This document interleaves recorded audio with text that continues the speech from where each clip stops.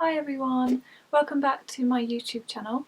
So today is a cold day in London, which is why I'm wrapped up, but I wanted to do a video on giving advice when selling and doing commissions. So I thought this might be a good video because I remember starting out and selling my first couple of commissions and not really knowing what to do, how the process works, how much to charge, how often to keep in contact with the client, and what kind of materials that I should be using. So this is just a few tips that I've learned along the way to hopefully help you artists out there sell some commissions. So the first thing I'm going to talk about is marketing. So how are you going to sell your commissions? How are people going to see your art and want to buy your art? So I started off by basically word of mouth. Selling through word of mouth is great, and what I used to do is put pictures of my artwork, anything ranging from sketchbooks to large pieces that I had done, on Facebook, and then my friends would share it and I might get messages through friends of friends. So that was the first time I started selling my artwork. When it comes to doing commissions for people, I had a few requests. They liked the style of my art via friends of friends, and they asked whether I could do one-off pieces. So I would say when you're marketing, at the beginning start with friends and family and through word of mouth. Maybe then start the social media, so Facebook, Instagram. Then once you've started up the social medias, if that's going well, then you can start to make your own website. I would recommend Wix, they're great, they did my website. And also maybe doing an art blog or something where other people can start to relate to you as an artist, as well as your work and your style of work. So once someone's contacted you and asked for you to do a commission, the first thing I would suggest is to give them some pricing guidelines. The worst thing would be if you've done loads of hours of work on a commission and then they're either A, shocked by the amount you're charging, B, won't even pay you, or C, think it's a really cheap bargain. So I would have a figure in my head of how much I want to charge per hour. Now when I first started out, I was charging around £15 an hour, which is really cheap. But as a beginner artist, I felt that that was a reasonable price for the experience that I had. So I started out charging £15 an hour, and I would basically say to them, look, it's up to you if you would like a larger piece or a more detailed piece. This is the amount I charge per hour, and it's going to be a bit more.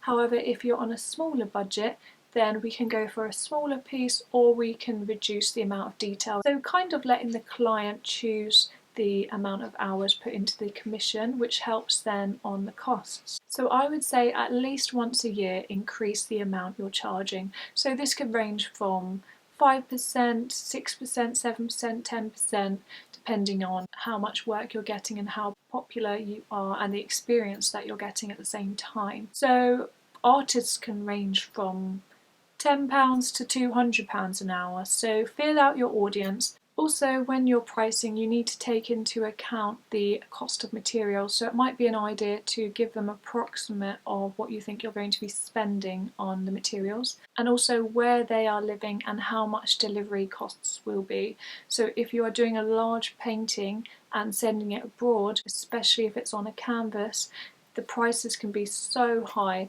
so the client will need to know that.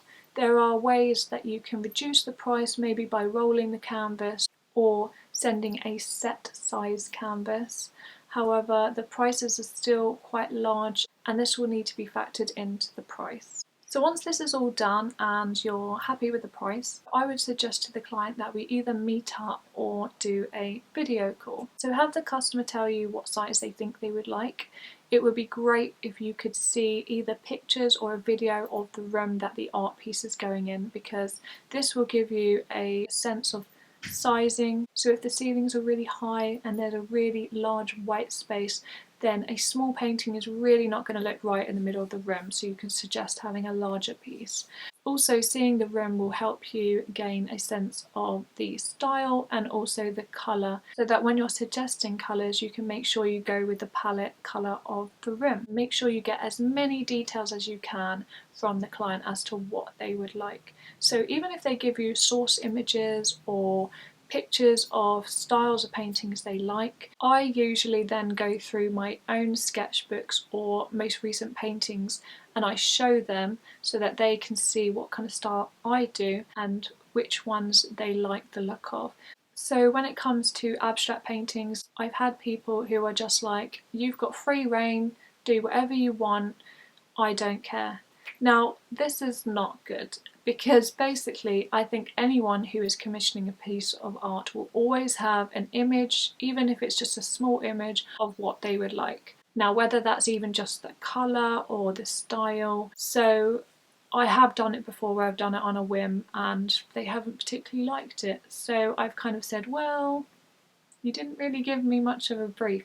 So I would suggest getting as much detail as you can. So even if it's an abstract piece, what I do is I go through my abstract pieces that I have. I have quite a few samples that I've done, so I can show them different styles of abstract art that I've done. And even if they don't like a particular one, if they're drawn to one, then that will help me along the process. Next I would go through a colour palette, so making sure that we get the correct colours and also, like I said before, that it goes with the room that they're hanging the painting in. It's okay as an artist to say I don't think that's going to work or these colours don't particularly go well with that room, because the client might not necessarily have an artistic mind and might not always know what goes together. So it's always good to suggest that, even if they really want to go with a different colour, it's good as an artist to show your experience and to say I don't think that's particularly going to work. And then you can suggest other options. So once you've gone through the colour palette, then you want to go through what sort of finish they might want on the painting. So this can range from matte to satin varnish to glossy. It might be resined. So all of these things you need to factor in. Make sure you know whether the piece is going to be opposite a window or whereabouts in the house is, because if, for example, it's opposite a window and they would like resin on it, then all you're going to see is a reflection. So these kind of things matter, so make sure you ask these kind of questions. Right, then it's time to start the process. So I would suggest that you tell the client you'll keep in contact with them, give them a rough guide as to when you think you'll be able to finish it by. And sometimes if the client wants, I will send them pictures as I go along. Other times it's quite nice to do an unveiling. When you're painting, just make sure you do paint in daylight or use a bright daylight. So I've got a really large ring light which has white light on it, so if I'm painting in the evening I will use that. And that's only because in the warm yellow light of an evening the colours will look completely different, and if you're starting to paint, for example, a child and you're doing the face, the skin colour might come out completely wrong and then you see it in the morning and it's a shock. So most of the time I try and do my work in daylight, but if it's the evening I will use my white ring light. So try to enjoy the process of painting the actual commission.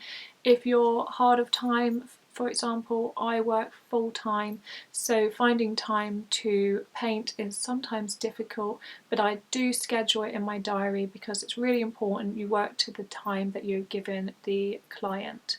When the product is finished, then definitely take some pictures because this is really good for your social media and for selling more products in the future. When you're taking pictures, try to get a really clean white background or a wooden surface or something that's not patterned or got marks on it or anything like that.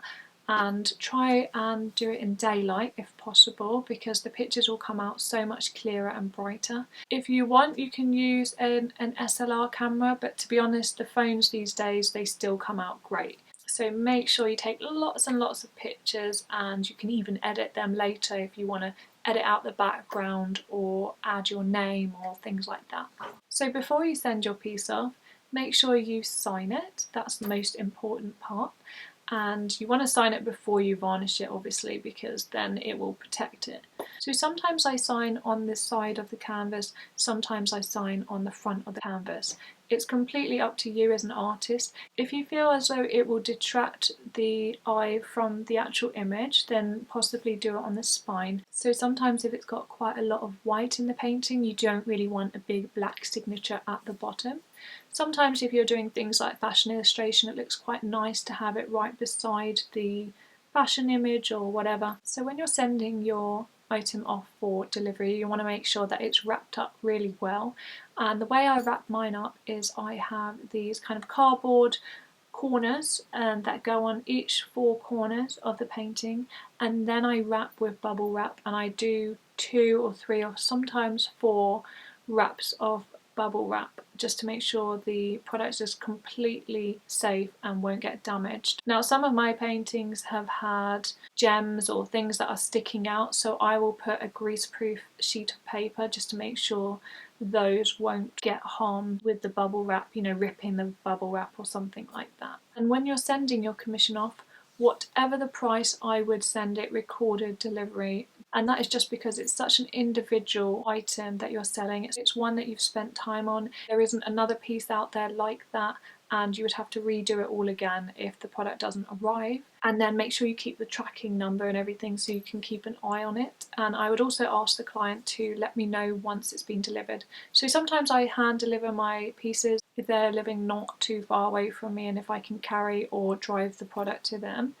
But if they are far away, then obviously you'll need to look at paying for the delivery. Don't ever post a picture of the painting on your social media, say Instagram, before the client has seen it. I won't even post pictures of it throughout the process, and that's just because I want to respect the client and I want them to be the first person that sees it finished. So I would keep all the pictures of the process and of the finished product, and then ask the client if they're happy with me posting it on my social media throughout the next couple of weeks.